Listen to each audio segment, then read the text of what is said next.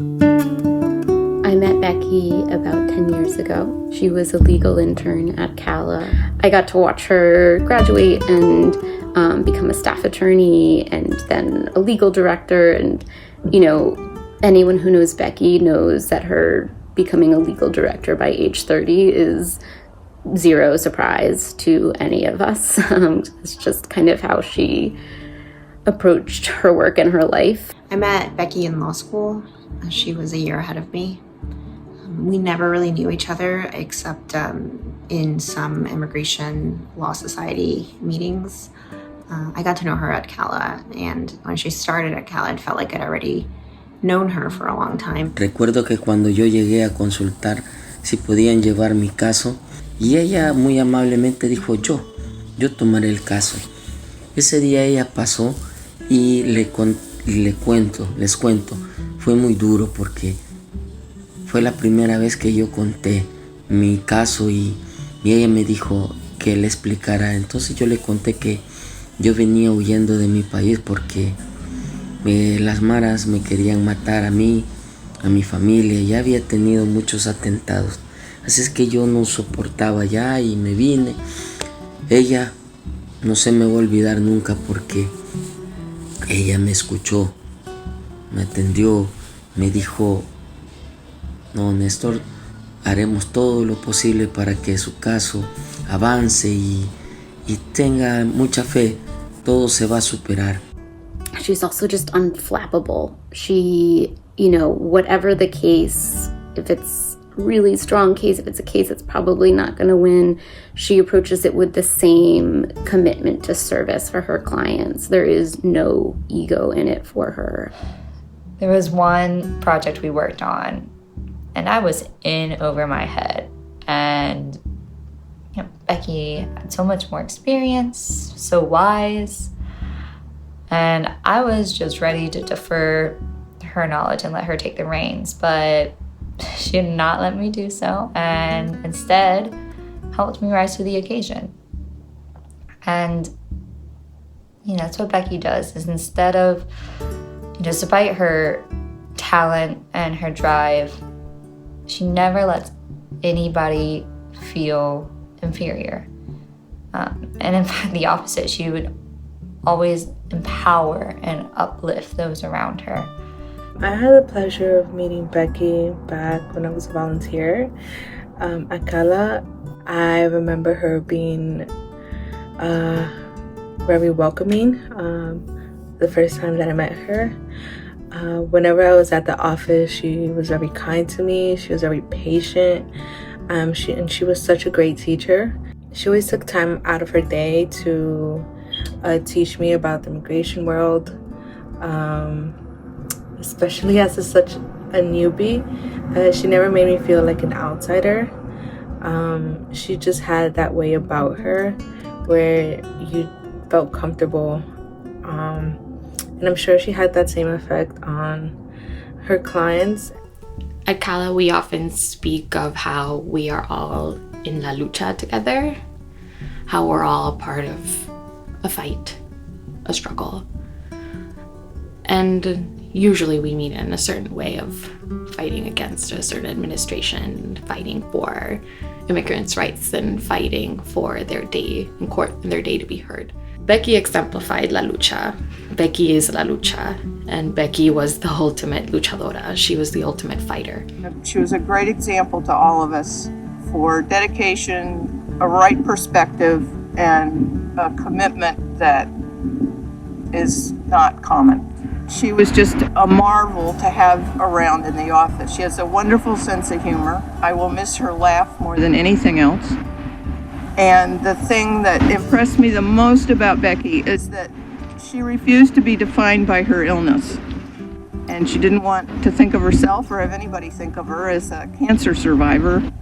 Everybody at CALA has a person that they go to for consultas to either get convinced to not take them or let them know that it's okay to take a bad case. But I'm not the person she normally would go to, I think. She came to me and she asked me about a consulta, and she told me the facts, and it was not a strong case, but very sympathetic. And I've been there before, so I said, take the case, do whatever you want. That's the beauty of CALA. But she looked at me and she said, well, she wanted to run it by somebody because she wasn't sure she would be she wasn't sure she would be around for the individual. And she said that she didn't want us to be mad at her if she took a bad case. And I told her that would never happen. She was a really good lawyer and really cared about her clients. Recently, I've started working with one of her clients who is an indigenous land activist. When I first saw the case, I couldn't help but feel a little bit overwhelmed, but looking at Becky's notes and why she took the case, I realized that this is a case that Becky would find challenging but extremely worthwhile. And so I I think just looking at what Becky had already done, began to believe in the case and following through the work that Becky had already done and what she'd already laid out.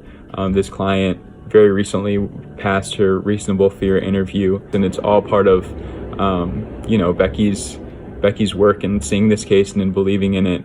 And just one example of many of how we're still feeling her great work every day. Estamos recordando y haciéndole un gran tributo a una gran persona, una gran amiga, como lo fue nuestra abogada Becky. Nos sentimos muy orgullosos de haberla conocido, muy triste también porque ya no la tenemos junto a nosotros y muy agradecida con ella porque gracias a su gran labor que hace su organización CALA, nos ayudan mucho tanto a nosotros los LGBTQ como a todos los inmigrantes que llegamos acá. Gracias al esfuerzo y el apoyo profesional de ella y el de la oficina, nosotros pudimos obtener el asilo aquí en Estados Unidos. Yo también le cuento, yo tuve COVID y pasé mes y medio en coma y regresé. Y para mí es muy doloroso que alguien tan joven, tan amable, tan activa, encontrarme con esta noticia. I remember the day I learned of Becky's passing, a sudden rainstorm hit. The winds were gusting, the rainfall was heavy, and the storm lasted about an hour. And then the sun came out. There were no clouds, the weather was pleasant. I think back to that image pretty often when I think of Becky because it really represents what Becky was to us and to me. And it's that she, in very difficult circumstances, always found joy in her work, imparted joy to others. And it's one of the enduring legacies that I think that she had. When I meet with her clients, they often share these kinds of stories about times where Becky had really been there for them when no one else was. She was really clear with us that she had to be really thoughtful about how she wanted to live each day, and that doing this work was a part of what she wanted that life to look like. And she lived and she passed on her own terms. And that's Becky. I've spent some time feeling really angry that someone, a human being of this caliber will, passes away so young.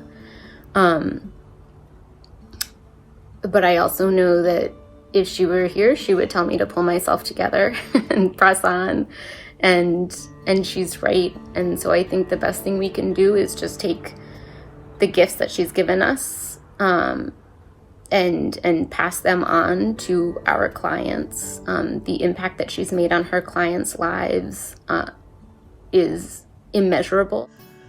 Cuando yo la conocí, para mí fue muy especial. Yo la quise mucho, la adoraré hasta los últimos días de mi vida, viviendo con esta gran tristeza y acompañando mucho a su familia por su gran pérdida. Mi amiga Becky, Gracias, muchas gracias por su gran cariño que me tomó a pesar de haberla tratado pues poco tiempo. Pero Dios tenía un propósito para usted, para cada uno de nosotros. Y muy agradecida por haberme ayudado a conseguir mi asilo. Hay algo que a mí me va a quedar marcado y es su sencillez, su lealtad y su compromiso con las personas que venimos a este país buscando un poquito de paz. Ella me dijo, haré todo el esfuerzo y verá, Néstor, que vamos a salir adelante. I think to the extent that we can exercise those beautiful things about her in our own work, then she's continuing to influence all of our clients and CALA as an organization. And I think that's what she would have wanted. Un abrazo y fortaleza a los papás, que su hija hizo mucho por mucha gente necesitada, así como mi persona, y Dios recompensa eso.